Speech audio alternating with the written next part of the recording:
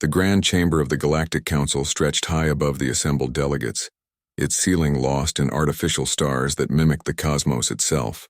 Thousands of representatives from hundreds of worlds sat in their designated sections, their varied forms creating a living tapestry of galactic diversity. At the center podium stood Jiwan, the human ambassador, her hands clasped behind her back as she watched the voting display. The numbers climbed steadily. Green lights for yes, red for no, amber for abstain. Resolution 7 Omega was passing by an overwhelming majority. Jiwan's face remained calm, though her heart beat faster with each vote registered. She had known this would happen. Earth's government had known. Still, seeing it unfold felt like watching a door close on 3 centuries of hope. Councillor Prex of the Valorian Empire rose from his elevated seat, his scales gleaming under the chamber lights. His voice boomed through the translation systems, carrying that particular tone of condescension that Jiwan had learned to recognize over her 15 years of service. The resolution passes with a clear mandate from this council, Prex announced, his satisfaction evident. Humanity will comply with the new technology sharing protocols. Human expansion beyond the designated sectors will require council approval. These measures are necessary for the security and prosperity of all member species. Around the chamber, various delegates nodded their agreement. The Corthan representative clicked his mandibles in approval. The floating essence forms of the luminous species pulsed with pleased colors. Only 3 small delegations showed amber lights on their voting panels. The Karovi, the Thalen, and the Mendax, minor species with little power, but at least they had not voted yes. Prex continued his speech outlining the specifics of the resolution. Humans would be required to share all technological advances with the Council database within 30 days of development. Human colonies would be limited to 20 systems despite humanity occupying over 60. Military vessels would be restricted to defensive configurations only. Cultural exports would be monitored for disruptive influences. Jiwan listened to it all. She had read the resolution 100 times, had argued against it in committee meetings, had presented evidence that such restrictions violated the founding principles of the Council itself. None of it had mattered. The other species had decided long ago that humanity was too ambitious, too creative, too unpredictable. Better to control them now before they became a real threat. The irony burned in Jiwan's chest. Humanity had never sought to threaten anyone. They had joined the Council with genuine excitement, eager to learn and share and grow alongside their galactic neighbors. They had contributed more than their fair share to Council projects, had volunteered for difficult assignments, had mediated conflicts between species who could barely speak to each other. And this was their reward. Does the human delegation wish to make a statement? Prex asked, his tone making it clear he expected either compliance or futile protest. Jiwan pressed the button on her podium. Yes, Counselor. I request the floor. A ripple of surprise moved through the chamber. Usually after such votes, the losing party simply acknowledged the result and retreated. Making a statement now seemed pointless. The vote was done.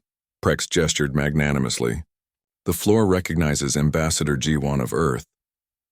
She stepped forward to the center of the podium where her image would be projected large enough for all to see. She took a breath, then began speaking in a clear, steady voice. Thank you, Councillor Prex, members of the Galactic Council. I will be brief. She paused, meeting the eyes of delegates across the vast chamber. Earth has reviewed Resolution 7 Omega and finds its terms unacceptable. However, we recognize the will of this council. Therefore, effective immediately, humanity formally withdraws from the Galactic Council. Silence crashed through the chamber like a physical force. For 3 heartbeats, nobody moved. Then chaos erupted. Delegates surged to their feet, voices overlapping in a dozen languages. The translation system struggled to keep up with the sudden flood of outraged questions and demands. Prex hammered his gavel, the sound echoing uselessly against the noise. Jiwan continued speaking, her voice cutting through the confusion with practiced clarity. All human personnel assigned to council positions will be recalled within 72 hours. All treaties and agreements between Earth and the Council are voided by the Council's action today.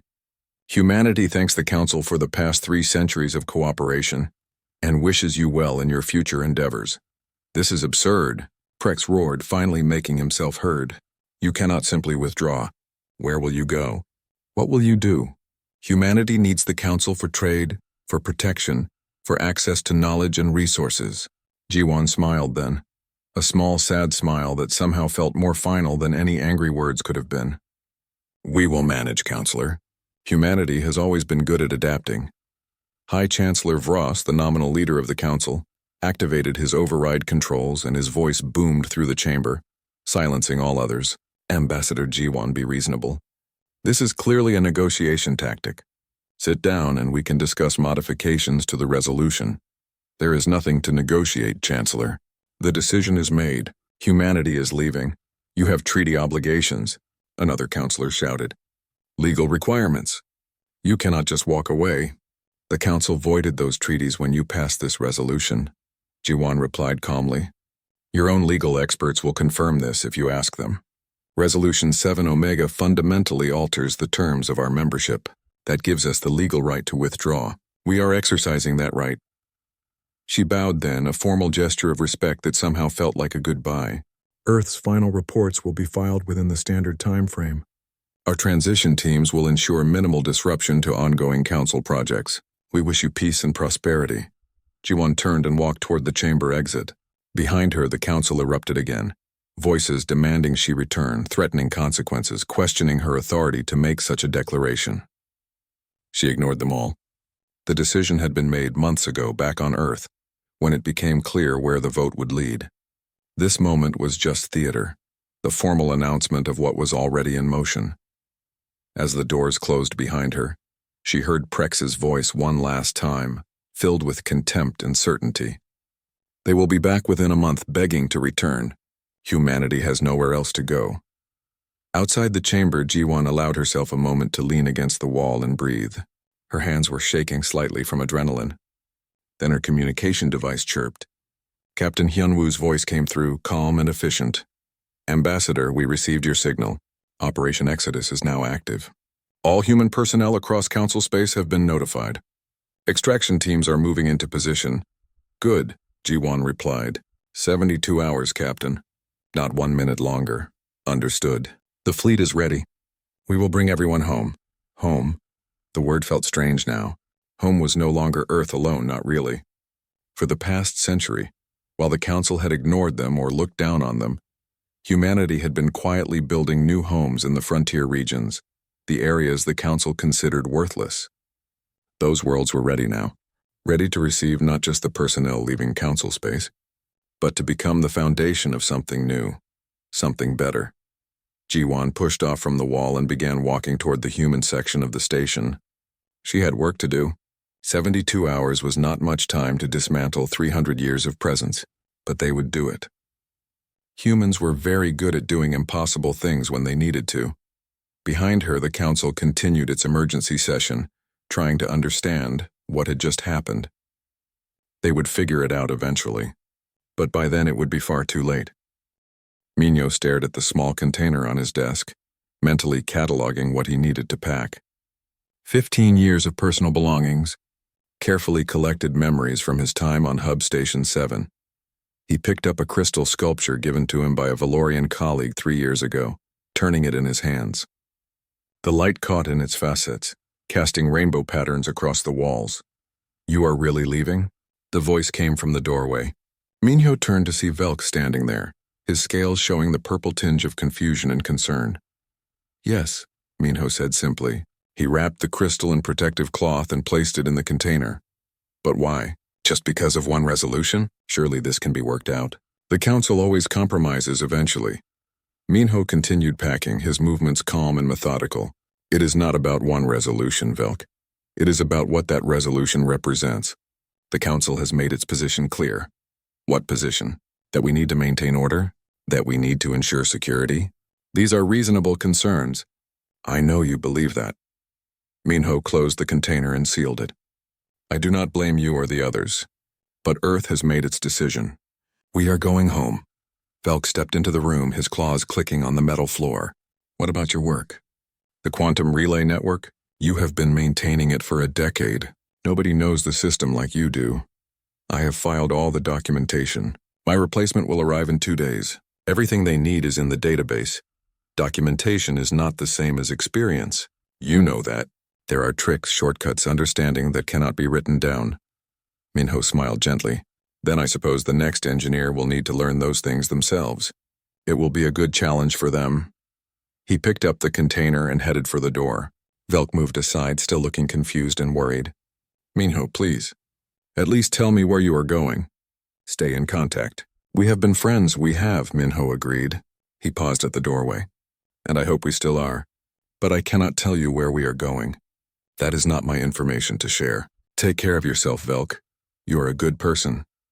He walked away down the corridor, leaving Velk standing alone in the empty quarters. Behind him, he heard the Valorian make a sound of distress, but Minho did not look back. Looking back would only make this harder. Across the station, similar scenes played out in dozens of locations. Unji, the chief medical officer in the central hospital, transferred her last patient to Dr. Corvin's care. The elderly Lumina had served with her for 7 years and considered her a friend. Your methods are unconventional but effective, Corvin said, reviewing the patient charts. I will miss having you here to consult with. You are an excellent doctor, Unji replied. You will do fine without me. Will you at least leave your research notes? The work on cross-species viral adaptation was groundbreaking. We could save millions of lives if we can continue it. Unji handed him a data chip. My published research is all there. Everything that has been peer-reviewed and approved for release. And the unpublished work? The experimental protocols you mentioned last month? Were experimental, not ready for release. Unji picked up her bag. I hope your future research goes well, Doctor. The hospital is in good hands. She left before he could ask more questions. The truth was her experimental work was on a different chip, encrypted and stored safely in her personal belongings. That research belonged to humanity now. The council had voted to restrict human development. They could not have it both ways. In the engineering bay deep in the station's core, Daehyun performed the last maintenance cycle on the quantum communication array. The system sprawled before him, a beautiful complexity of crystalline processors and quantum-entangled relays that connected this hub to 300 others across council space. He had helped design this network, had nursed it through countless problems, had upgraded and optimized it until it ran smoother than its creators had ever dreamed. His hands moved across the controls with practiced ease, running diagnostics and making final adjustments. Everything showed green. The system was running perfectly. It would continue running perfectly for at least 6 months, maybe a year if they were lucky. After that, problems would begin. Small ones at first, glitches that seemed random, inefficiencies that crept in slowly. The system was too complex for simple maintenance. It needed intuition, creativity, the ability to see patterns that did not fit standard protocols. It needed a human touch, but there would be no humans here to provide that touch. Daehyun downloaded his personal files, erasing them from the station systems. He did not delete the maintenance protocols or the system documentation. That would be sabotage, and humanity was not leaving in spite or anger. They were simply leaving. The council would have to figure out the rest themselves. On the residential levels, Yuna sat in her apartment surrounded by boxes. 20 years of anthropological research, carefully organized and annotated. Studies of Valorian culture that had taken her across a dozen worlds. Interviews with thousands of individuals. Observations that had shaped her understanding of an entire civilization. Her colleague Threx had begged her to leave the research behind, to let the council's anthropology department continue her work. She had smiled and told him it would not be appropriate. The research belonged to Earth's academic institutions. They had funded it, after all. What she did not tell him was that the most important research, the deep cultural analysis that revealed the hidden patterns of Valorian society, was encrypted. It would take centuries to break the code, maybe longer. She felt a slight guilt about that, but it faded quickly. The Valorians had voted to restrict human freedom. They did not get to benefit from human insights after that. In orbit around the station, transport ships gathered like silverfish schooling before a migration.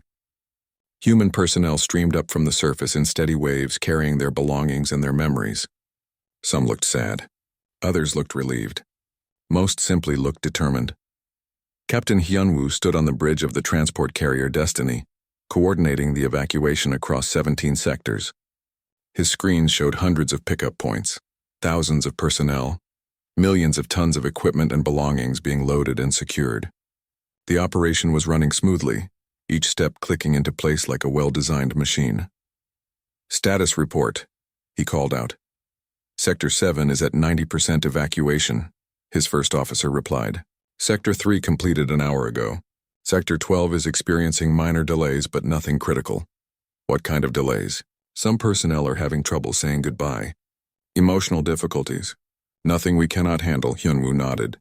He understood. Many humans had spent decades living alongside alien species, had formed friendships and relationships, had built lives in council space. Leaving was not easy, even when it was necessary. "Make sure everyone gets the time they need," he said. "We are not running away in panic. We are leaving with dignity." "Yes, sir." By the end of the second day, the alien residents of Hub Station 7 began to notice the changes. The human quarters were empty. The human-run shops had closed. The maintenance schedules that humans had managed were now being covered by alien workers, who seemed confused by the complexity of the tasks.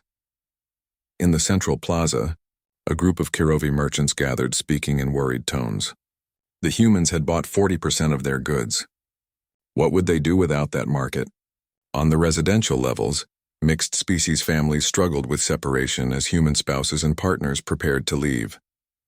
Some aliens chose to go with their human loved ones, abandoning their council citizenship. Most stayed, bound by duty or family or simple fear of the unknown. By the end of the third day, the last human transport lifted from Hub Station 7. Minho watched through the viewport as the station shrank below them, becoming just another light among millions. He felt a strange emptiness in his chest, a sadness for what could have been. Beside him, Yoonji touched his shoulder. "No regrets?" "Many regrets," Minho admitted, "but no second thoughts. We made the right choice." "Yes," she agreed. "We did." The transport aligned with the carrier fleet waiting at the system's edge. One by one, the ships engaged their faster-than-light drives and vanished. Heading toward regions of space the Council had long ago dismissed as worthless frontier. Behind them, Hub Station 7 continued its functions, but something intangible had changed. The corridors felt emptier. The work seemed harder, and in 1,000 small ways that nobody quite noticed yet. Things that had always worked smoothly began to require more effort, more attention, more time. The humans were gone, and they had taken something with them that could not be quantified or replaced. They had taken the invisible framework that had held everything together. The Council would learn this lesson soon enough. But by then, as Jiwon had said, it would be far too late. The first problem appeared exactly 63 days after the humans left. Velk stood in the quantum relay control room, staring at the error messages scrolling across his screen. The communication array for Sector 12 had gone offline 3 hours ago. He had tried every standard repair protocol. He had consulted the documentation that Minho left behind. He had even called in 2 other senior engineers. Nothing worked. "The relay keeps losing synchronization," one of the engineers said, his voice frustrated. "It reestablishes connection for a few minutes, then drops again." "That should not be possible," Velk muttered. "The redundancy systems should prevent that." "Should, yes. But they are not." Velk pulled up Minho's documentation again, searching for anything he might have missed. The instructions were detailed and clear. They covered standard maintenance, emergency procedures, system diagnostics. But they did not cover this specific problem because this problem was not supposed to exist. He tried to remember conversations with Minho, times when similar issues had occurred. The human had always fixed them quickly, often without even consulting the manuals. "It just needs a gentle touch," Minho would say, making adjustments that seemed random but always worked. Velk tried to replicate those adjustments now. He modified the synchronization timing, adjusted the quantum entanglement parameters, rerouted backup systems. Some attempts made things worse. Others did nothing at all. After 6 hours of work, he managed to get the relay stable, but he had no idea which of his many changes had actually solved the problem. "Document everything you did," he told the other engineers. "If this happens again, maybe we can repeat the solution." But even as he said it, Velk knew that was not how Minho had worked.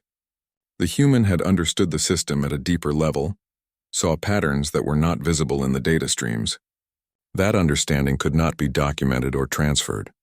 3 weeks later, the communication array in Sector 8 failed in a completely different way. It took Velk 4 days to fix it. 2 weeks after that, Sector 3 went down. The repairs took a week. The quantum network was still functioning, but it required constant attention now. Problems that Minho had prevented through routine maintenance were becoming emergencies. The system that had once run smoothly needed daily intervention. In the medical research facility on Hub Station 7, Dr. Corvin faced his own crisis. His team had been trying to replicate the results from a study on viral adaptation that Yunji had co-authored. The methodology was clearly described in the published paper. They had access to the same equipment, the same viral samples, the same test subjects, but the results were different. Worse, the adapted virus showed only 30% effectiveness, compared to the 70% that Yunji's team had achieved. "We are following the protocol exactly," his lead researcher insisted. "Every step is documented." Corvin read through the paper again, searching for what they were missing. The procedures were standard. The timing was correct.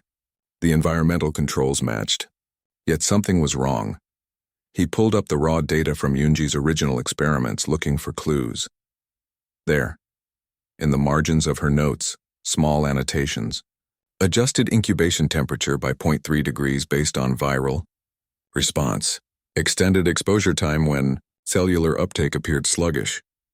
Modified nutrient solution to account for unusual metabolic activity. These tiny adjustments were not in the published methodology. They were intuitive responses to observed conditions, the kind of real-time decisions that experienced researchers made without thinking.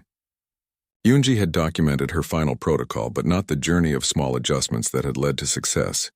"We need to experiment more," Corvin told his team. "Try variations, watch for subtle indicators, be ready to adjust based on what we observe." But that would take time, months, maybe years, and the research grant timeline did not allow for that. The council had expected the medical facility to continue producing breakthrough results at the same pace as before. Now they were struggling to replicate old successes, let alone achieve new ones. On the agricultural world of Harvest Prime, agronomist Thren stood in a field of grain, watching the crop yields decline week after week. The planet had been producing 30% above standard capacity for the past decade. Now production was dropping toward average levels. "The optimization algorithms are malfunctioning," Thren's assistant reported. "The planting schedules are off. The irrigation timing is wrong. The fertilizer distribution is inefficient." Thren examined the agricultural management system, tracing through layers of code that Jeho had written. The human engineer had transformed Harvest Prime from a struggling colony into a breadbasket world. The system he created was a masterpiece of adaptive programming, constantly adjusting to weather patterns, soil conditions, pest pressures, and 1,000 other variables. But it was also incredibly complex. The code had layers within layers, subroutines that modified themselves based on seasonal data, predictive algorithms that anticipated problems before they appeared. Thren could read the code, but he could not understand the logic behind it. "Can we contact Jeho?" his assistant asked. "Ask him to explain how it works?" "Humanity has made it clear they do not wish to be contacted," Thren replied bitterly. "And even if they did, what would we offer them?" The council restricted their expansion and demanded their technology. Why would they help us now? He spent 3 months trying to optimize the system manually, but without understanding the underlying logic, every change he made created new problems. The crop yields continued to decline. Harvest Prime would still produce enough food to feed itself and export a surplus. But the golden age of abundance was over. These problems were not isolated incidents. Across council space, similar issues emerged like cracks spreading through old concrete. Trade route calculations that had been running efficiently for years suddenly produced suboptimal results, adding days or weeks to shipping times. Industrial output dropped in 17 sectors as manufacturing processes that had been fine-tuned by human engineers reverted to baseline efficiency.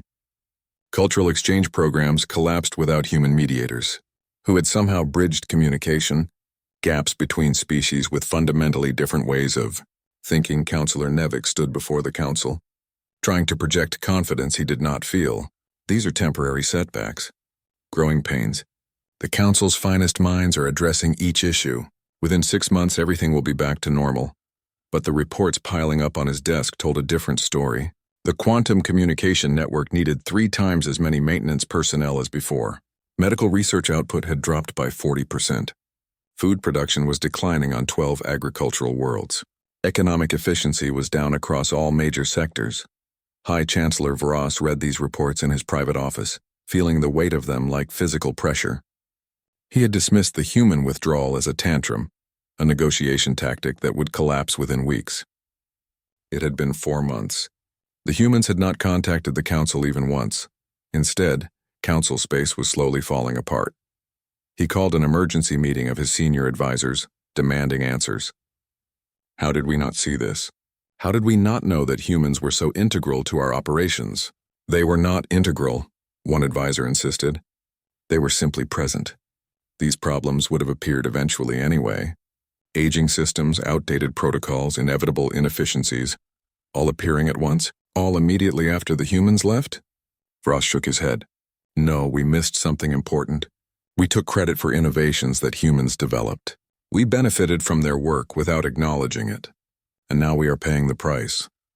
He ordered a comprehensive review of every system, every department, every function where humans had been involved. The results took 3 weeks to compile, and when they arrived, they terrified him. For 300 years, humans had been the quiet foundation of the Council's success. They were not the leaders or the policymakers. They were the engineers who made things work better. The researchers who asked questions that led to breakthroughs. The diplomats who solved problems before they became conflicts. The teachers who helped other species learn faster. The artists who bridged cultural divides. The analysts who spotted patterns nobody else noticed. The Council had treated them as useful but replaceable technicians. They had been so much more than that. They had been the glue holding everything together, the oil keeping the machine running smoothly, the translators who did not just convert words but truly understood context and meaning. Removing them had not broken the Council. The basic infrastructure still functioned, ships still flew, food was still grown. Research continued. But everything was harder now. Everything required more effort, more time, more resources. The easy efficiency was gone, replaced by constant struggle to maintain what had once come naturally. How long before this becomes critical? Voss asked his chief economist. 18 months, maybe 2 years. We can compensate in the short term by redirecting resources, but that creates problems elsewhere. It is like trying to patch a dam with our hands while the cracks keep spreading. Voss leaned back in his chair, feeling older than his years. Then we need to bring them back. Send a delegation. Offer them better terms. Apologize if necessary. And if they refuse, they will not refuse. They need us as much as we need them. They must. The war started over a trade dispute. The Torvan and Mexith species had been rivals for 1,000 years, their hatred running deep through cultural memory. For 2 centuries, that hatred had been managed through careful diplomacy and economic interdependence. Human mediators had worked tirelessly to maintain the fragile peace, identifying potential conflicts before they escalated and finding compromises that both sides could accept. Now those mediators were gone. The dispute began with accusations of price manipulation in the rare metals market. The Torvans claimed the Mexith were hoarding strategic resources. The Mexith accused the Torvans of dumping inferior products. Neither side was entirely wrong or entirely right, but without skilled mediators to untangle the truth, the accusations escalated. Trade sanctions followed, then border incidents, then the first military confrontation. High Chancellor Voss watched the conflict reports with growing horror. This was exactly the kind of crisis that should have been prevented. The Council had systems in place for dispute resolution, committees dedicated to maintaining peace. But those systems were not working. The Torvans and Mexith refused to negotiate with each other, and none of the Council mediators could bridge the fundamental communication gap between the 2 species. We need human help, Councillor Nevik said bluntly. They are the only ones who have successfully mediated Torvan-Mexith disputes. Then we send a delegation, Voss replied. Ambassador Prex, you will lead it. Make them understand the severity of the situation. Offer them favorable terms for their return. Prex assembled a delegation of senior counselors and headed toward the boundary of what had been human space. They did not know exactly where the humans had gone, but they knew the general direction. Long-range scans had detected increased activity in the frontier regions, areas the Council had always considered worthless due to their distance from major trade routes and lack of valuable resources. It took 2 weeks to make contact. The human border patrol ships appeared suddenly, their signatures barely detectable until they wanted to be seen. Captain Hyunwoo's face appeared on the communication screen, his expression polite but distant. "This is a restricted area," Hyunwoo said. "Council vessels are not permitted beyond this boundary." "We come to speak with your government," Prex said, trying to maintain his dignity despite the uncomfortable feeling that he was the supplicant now. "We have proposals that will benefit both humanity and the Council." "I see. Please transmit your request. It will be forwarded to the appropriate authorities. This is a matter of extreme urgency. We need to speak with someone immediately." Hyunwoo's expression did not change. "All requests are reviewed in the order they are received. You should expect a response within 72 hours. The screen went dark before Prex could respond. He stared at it in disbelief. "They made us wait 3 days?" "They are making a point," Nevik said quietly. "We made them wait for decades while their proposals languished in committees. Now they return the favor." 72 hours later, Hyunwoo appeared again and informed them that Ambassador Jiwon would meet with them at a neutral location. The coordinates provided led them to a small station that had not existed 6 months ago, floating in empty space between Council territory and the human frontier. Jiwon was waiting in a simple conference room, no different than she had been during her years of Council service. But something about her had changed. She seemed more relaxed, more confident. The weight of constantly defending humanity's position had lifted from her shoulders. "Ambassador Prex, Counselor Nevix, please sit." She gestured to the chairs across from her. "How may I help you?" Prex had prepared a lengthy speech, but looking at Jiwon's calm face, he decided on directness instead.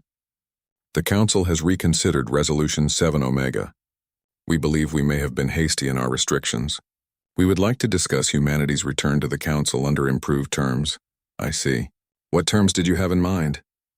"Full voting rights on certain committees, reduced technology sharing requirements, expansion rights to 30 systems instead of 20. Jiwon listened carefully, her face showing nothing. When Prex finished, she was quiet for a long moment. Then she smiled, and it was not a happy smile. 6 months ago, those terms would have been insulting. Today, they are simply irrelevant. Humanity is no longer interested in Council membership.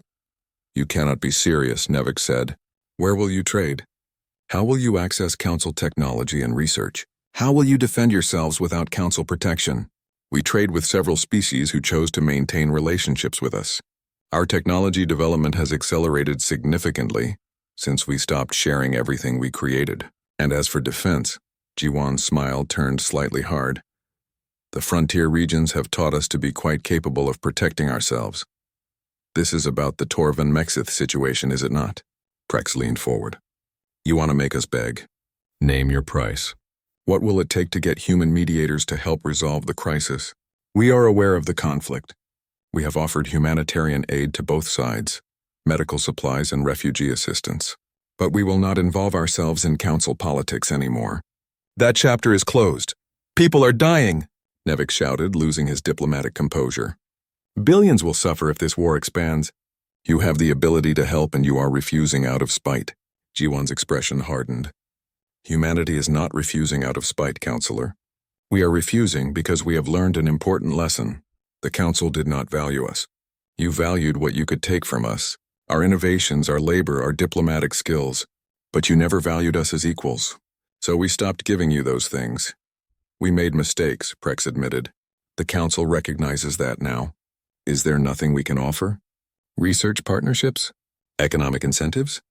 Cultural exchanges? No." The single word hung in the air like a door slamming shut. Prex tried several more approaches over the next hour, each one meeting the same calm refusal. Humanity was done with the Council. Nothing would change that. When the delegation returned to Council space, Vross listened to their report with a sinking feeling. They are serious. They are really not coming back. We could try economic pressure, one advisor suggested. Blockade their territory. Force them to negotiate. With what ships? Vross replied tiredly. Our military is overstretched, dealing with the Torvin Mexith conflict, and the humans have built up their frontier colonies. We do not even know how strong they are now. Over the following months, the Council tried other approaches. They offered scientific collaboration opportunities which were politely declined. They proposed joint defense agreements which were ignored. They even attempted to recruit individual humans back to council space with generous personal contracts, but not a single human accepted. Meanwhile, the situation continued to deteriorate. The Torvan-Mexith War expanded, drawing in neighboring systems. Economic blocks that had relied on human trade coordination began to collapse. The quantum communication network failed in 2 more sectors, leaving billions cut off from interstellar communications. Medical facilities struggled with increasing patient loads and decreasing research capabilities. Dr. Soman, who now served as humanity's chief science advisor, agreed to appear before the council via hologram. She had worked with many of the council scientists during her years of service and wanted to help them understand what had happened. "You are trying to replace human intuition with protocols," she explained, her image projected large in the council chamber. "It does not work that way. When we maintained your networks, we did not just follow procedures. We understood the systems. We felt when something was wrong before the diagnostics showed it. We anticipated problems before they appeared." "Then teach us," Corvin pleaded from his seat. "Share that understanding." "I cannot. It is not knowledge that can be transferred like data. It is experience, intuition, creativity. It is the human ability to see patterns in chaos, to find solutions that do not exist in any manual. You cannot program that. You have to develop it yourself." "How long will that take?" Salman's expression was sympathetic but firm. "Generations, maybe. It took humanity centuries to develop our approach to problem solving, and we are still learning. You wanted to control us, to take our innovations without allowing us to grow naturally. Now you have to learn to innovate yourselves." After her appearance, the council fell into grim silence. 4 member species announced they were withdrawing, choosing isolation over the chaos that had overtaken council space. The remaining members scrambled to stabilize critical systems and prevent total collapse. The Torvan-Mexith War finally ended 6 months later, not through diplomacy, but through mutual exhaustion. Both species had suffered devastating losses. Their economies were shattered. Their military forces were depleted. They stopped fighting because neither side had anything left to fight with. Vross stood in his office looking out at the council chamber below. Half the seats were empty now. The grand displays that had once shown a thriving galactic civilization flickered with error messages and outdated data. The pride and confidence that had defined the council for 1,000 years had been replaced by desperate survival. "We did this to ourselves," he said quietly to Nevix, who stood beside him. The humans did not add a 1 year had passed since humanity left the Galactic Council. Jiwan stood in her office in New Seoul, the capital city of humanity's primary frontier world. Through the wide windows she could see the city stretching toward the horizon, towers of glass and metal rising from what had been empty plains just 2 decades ago. Construction drones moved through the sky like flocks of birds, building the future that humanity had chosen for itself. The reports arriving on her desk painted a picture that still amazed her. Human colonies were thriving across 40 systems. Population growth was steady and sustainable. Technology development had accelerated beyond anyone's projections. Free from the Council's restrictions and demands, human innovation had exploded in a dozen different directions. Dr. Soman's research teams had made breakthroughs in faster-than-light travel, quantum computing, and medical technology. Without the need to immediately share every discovery with the Council, they could fully explore each innovation before releasing it. The results spoke for themselves. Economic reports were equally positive. Trade agreements with the Kurovi, Thalen, and Mendak species had proven mutually beneficial. These smaller species, who had abstained from voting on Resolution 7 Omega, had chosen to maintain relationships with humanity. They brought unique resources and perspectives, while humanity offered technology and support that respected their independence. But the reports from Council space troubled Jiwan deeply. The Torvan-Mexith War had left both species devastated. Economic collapse had spread through 3 major sectors. The quantum communication network was barely functional in some regions. Medical crises overwhelmed hospitals that lacked the innovations humans had quietly introduced over centuries. She felt no satisfaction in any of this. The Council's suffering brought her no joy. She had hoped they would adapt, would learn to function without human support. Instead, they were barely surviving. "You look troubled," a voice said from the doorway. Captain Hyunwoo entered, carrying 2 cups of tea. He set one on her desk and settled into the chair across from her. I am reading about the famine on Harvest Prime, Jiwan said quietly. Crop yields have dropped so severely that they are rationing food. People are going hungry because Jeho's agricultural systems are failing and nobody knows how to fix them. That is not your responsibility anymore. I know, but it still hurts to see it happen. Hyunwoo sipped his tea thoughtfully. You are a good person, Jiwon. That is why you were the right choice to lead the withdrawal. Someone cruel would have destroyed the council out of revenge. Someone weak would have given in to their demands. You did neither.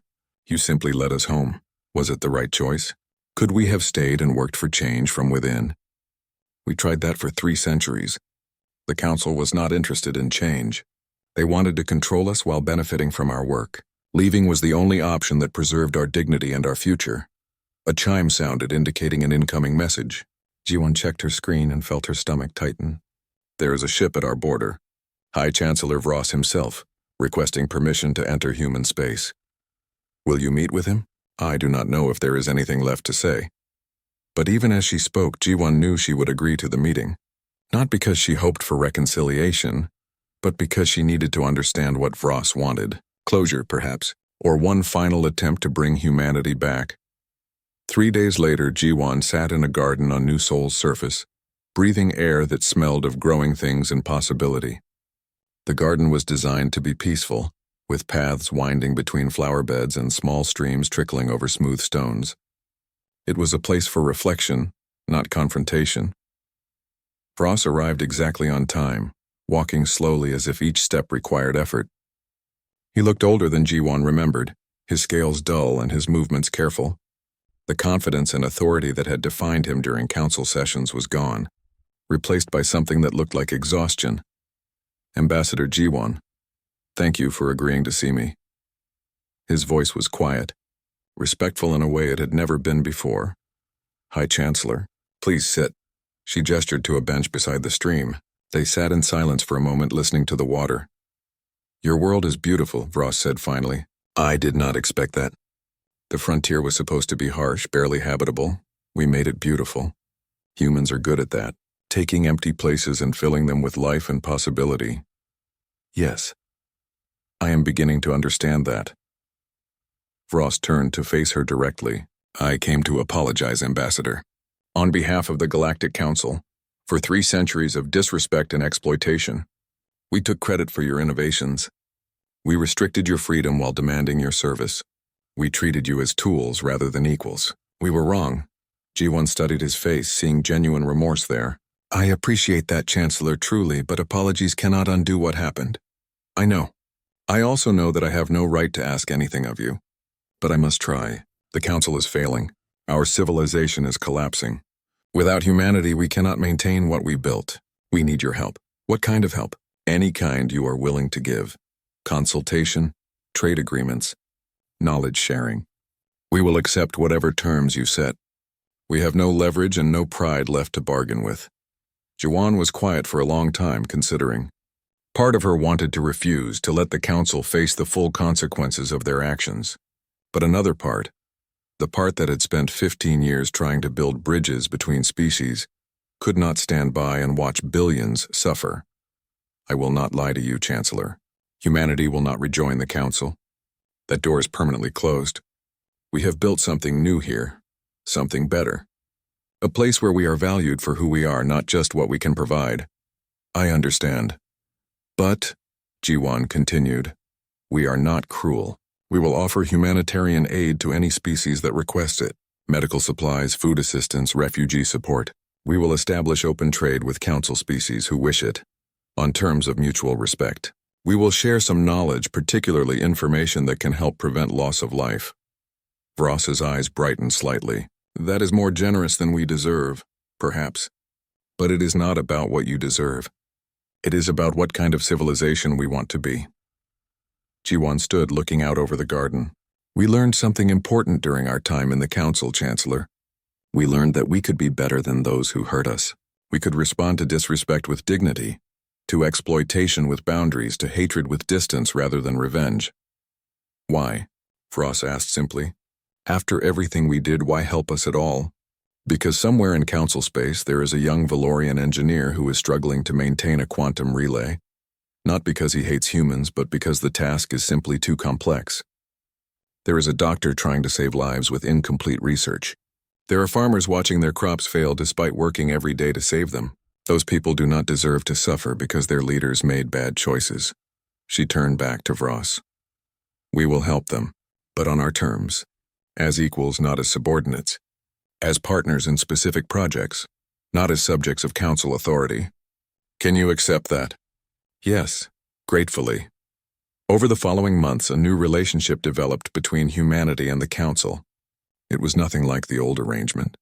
Humans offered assistance but maintained firm boundaries. They shared knowledge but kept their most advanced innovations for themselves. They traded with council species but prioritized relationships with smaller independent civilizations. Minho led an engineering collective that consulted on critical infrastructure problems, but he trained council engineers to handle the work themselves rather than simply fixing things.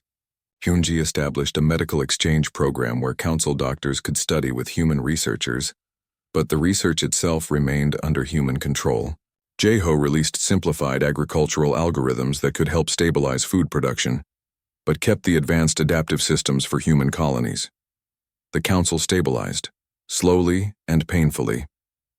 They would never return to their former glory, but they learned to function at a more basic level. More importantly, they learned humility. Meanwhile, humanity continued to grow and thrive. Captain Sora's exploration, fleets discovered new worlds and made contact with civilizations beyond council space. Dr. Soman's research teams pushed the boundaries of science in ways that would have been impossible under council restrictions. Artists, teachers, builders, and dreamers created a civilization that reflected human values of creativity, adaptation, and resilience. 5 years after the Exodus, Jiwon attended a ceremony marking the founding of humanity's 50th colony world. She stood on a platform before thousands of people, many of whom had been born in the frontier rather than on Earth. They were the first generation to grow up free from council influence, to think of themselves as independent humans rather than as junior members of a galactic community that barely tolerated them. We left the council not in anger, but in dignity, she told the crowd. We refused to be defined by their limitations or their disrespect. Instead, we defined ourselves. We built a future where our children can reach their full potential without apologizing for being human. The crowd cheered, and Jiwon felt tears in her eyes. This was what they had been fighting for all along. Not revenge against the council, not even recognition or respect from alien species, simply the freedom to be